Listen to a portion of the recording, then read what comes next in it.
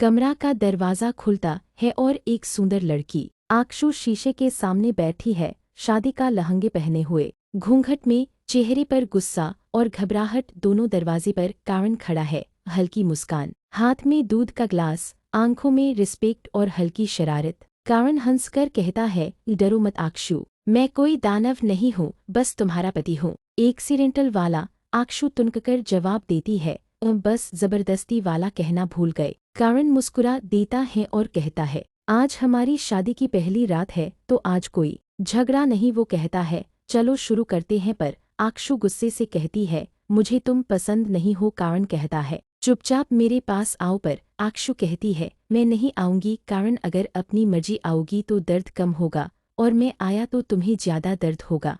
पर आक्षु उसके पास नहीं जाती। कारण उसे पकड़ता है, पर वो तकिया फेंक कर पीछे हो जाती है। कारण कहता है, आज तुम कुछ भी कर लो, मैं आज तो जाने नहीं दूंगा तुम्हें। तो आक्षु कहती है, अगर तुम मेरे पास भी आए न तो दांत तोड़ दूंगी तुम्हारे। कारण उसे अपनी बाहों में पकड़ लेता है और कहता है, अच्छा पहले मुझसे दूर जाके दिखाओ, अब तो मैं तुम्हारा पति हूँ, कोई भी मुझे रोक नहीं सकता और तुम खुद भी नहीं। समझी। आक्षु खुद को छुड़ाने की कोशिश करती है, पर कारण उसे नहीं छोड़ता। कारण उसका दुपट्टा हटा देता है और उसकी डोरी खोल देता है। आखिर आक्षु भी अपने आप को खो देती है। कारण उसे किस करता है। धीरे धीरे रात गहरी होती जाती है और पूरी रात बस एक अलग एहसास होता है। सुबह आक्षु उठते ही बगल में सो रहे कारण को गुस्से से देखती है, पर कुछ कहती नहीं है। जब वो नहाकर आती है तो बोलती है, पता है मुझे कितना दर्द हो रहे है। कारण उसे अपनी पीठ पर उसके नाखून के निशान दिखाकर कहता है, मैंने कुछ कहा क्या? वो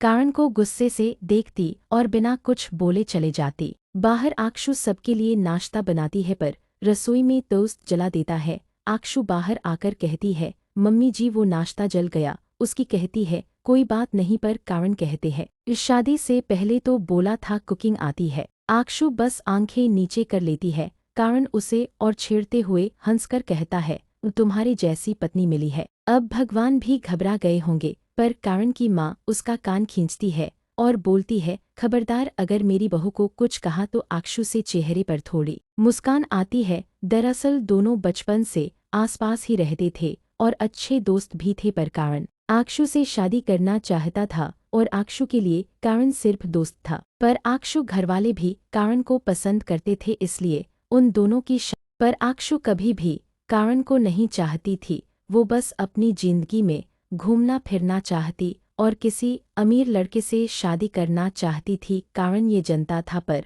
वो पूरी कोशिश करता उसे अपने प्यार में रंगने का। कुछ दिन तक सब ठीक रहा, पर आक्षु रोज झगड़ती थी, तुम्हें कुछ फर्क ही नहीं पड़ता। कारण जिंदगी में कोई रुचि ही नहीं है। कारण हर बार बस मुस्कुरा देता, शायद सुकून भी प्यार का हिस्सा होता है। आक्षु पर अक्षु नहीं मानी। एक दिन झगड़ा इतना बढ़ा कि उसने बैग उठाया और घर छोड़ दिया। बस इतना लिखकर गई, मैं वो जिंदगी ढूंढने जा रही हूँ जहाँ मुझे महसूस हो कि मैं जिंदा हूँ, मत ढूंढना मुझे। करण ने चिट्ठी पढ़ी, आंखें बंद की और बस एक बात बोली, जैसे भी हालात हों, मैं तुम्हारे पीछे हूँ, चाहे तुम मुझे ना चाहो।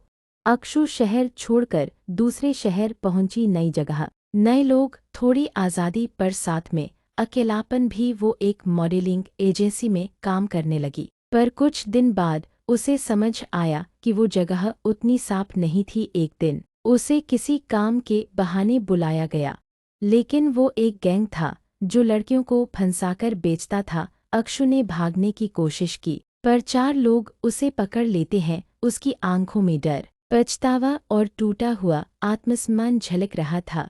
वो बस रोते हुए बोली, एक कारण, काश तुम यहाँ होते। उधर कारण पुलिस में उसने पहले ही गुमशुदगी की रिपोर्ट दर्ज करवाई थी। हर रोज नए सुराग ढूंढता रहा, और जब उसे किसी ने बताया कि एक लड़की को जबरन एक पुराने गोदाम में ले जाया गया है, तो कारण वहां पहुंच गया पुलिस के साथ। गोदाम में गोलियां चलने लगीं, अफरा तफरी मच गई। करण ने एक दरवाज़ा तोड़ा और देखा, अक्षु रस्सियों में बंधी थी, डर के मारे कांप रही थी। वो दौड़ा, उसे बांध से छुड़ाया और तभी पीछे से एक गुंडे ने उस पर वार कर दिया।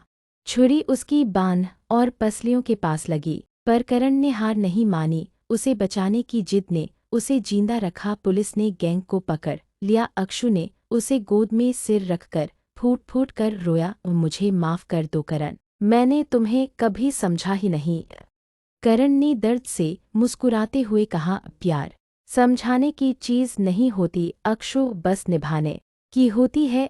हॉस्पिटल में करण का ऑपरेशन हुआ। डॉक्टर बोले जान बच तो गई है, पर बहुत देर तक खून बहा था तो उनके शरीर में बहुत कमजोरी है। अक्षु हर पल उसके पास रही जब तक उसे होश नहीं आया। करण की मां ने अक्षु से कुछ नहीं कहा, बस उससे बात नहीं की। करण उसे अपने घर ले आया, लेकिन अक्षु उससे पहले की तरह बात नहीं करती, लेकिन उसका ख्याल जरूर रखती। पर करण पूरी कोशिश करता फिर से अपना बनाने की। कुछ दिन में करण ठीक हो गया। धीरे धीरे उनकी नोकझोंक प्यार में बदलती है। वो चाइल्डिश सी अक्षु जब बारिश में बाहर दौड़ती है तो करण उसे तौलिया थमाते हुए बस देखता रहता है। उसके भीगे बाल, मुस्कुराहट और उसके चेहरे की मासूमियत हर बार करण का गुस्सा पिघला देती है। एक रात अक्षु को तेज बुखार होता है।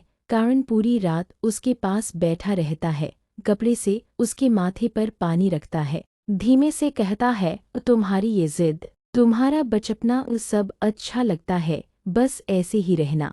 अक्षु की आंखें आधी खुलती हैं, तुम सच में इतने अच्छे क्यों हो? करण मुस्कराता है, क्योंकि तुम्हारे लिए होना अच्छा लगने लगा है। अगले दिन अक्षु मिरर के सामने खुद से बोलती है, शायद मुझे अपने जबरदस्ती वाले पति से थोड़ी ज्यादा ही पसंद हो गई है। करण पीछे से सुन लेता है, धीरे से कहता है, थोड़ी ज्यादा को ऑफिशियली कंफर्म कर दूं।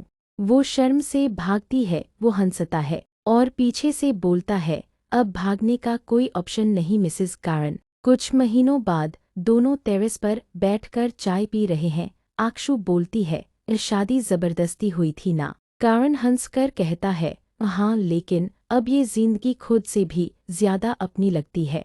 कभी कभी अरेंज मैरिज नहीं, प्यार अरेंज हो जाता है। अगर आपको भी अक्षु करण जैसी क्यूट केमिस्ट्री पसंद आई तो वीडियो को लाइक करें, सब्सक्राइब करें और कमेंट में लिखें फॉर लव।